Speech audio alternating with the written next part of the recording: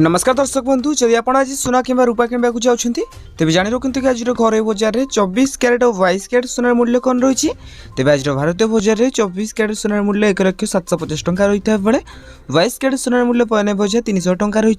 ठीक से राजधानी भुवनेश्वर में 24 क्यारेट सोनार मूल्य 10 ग्राम पिछा 1,750,000 टंका रही है बेले 22 क्यारेट सोनार मूल्य 92,300 टंका रही है। मुंबई में 24 क्यारेट सोनार मूल्य 1,750,000 टंका रही है बेले 22 क्यारेट सोनार मूल्य 92,350 टंका रही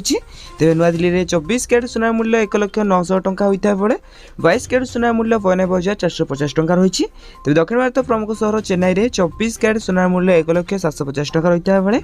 22 क्यारेट सोनार मूल्य 92,300 टंका रही तेज कलिकतार यथाक्रमे 1,750,000 टंका और 92,300 टंका रही सोनार मूल्य। अन्यपटे रूपा मूल्य किलो पिछा 1,16,000 टंका होती तेज यहाँ आज दिन सठिक सोनार मूल्य। जदि आपको आपने सठिक सोनार मूल्य जानवा चाहते तेज आम चैनल को सब्सक्राइब करी पाखे आसुवा बेल आइकन कॉल बटन में सेट करने सहित वीडियो हेल्पफुल होती है निश्चित भाव वीडियो को लाइक करी डिस्क्रिप्शन टेलीग्राम चैनल लिंक अच्छी जाकि आपने जानी जातु।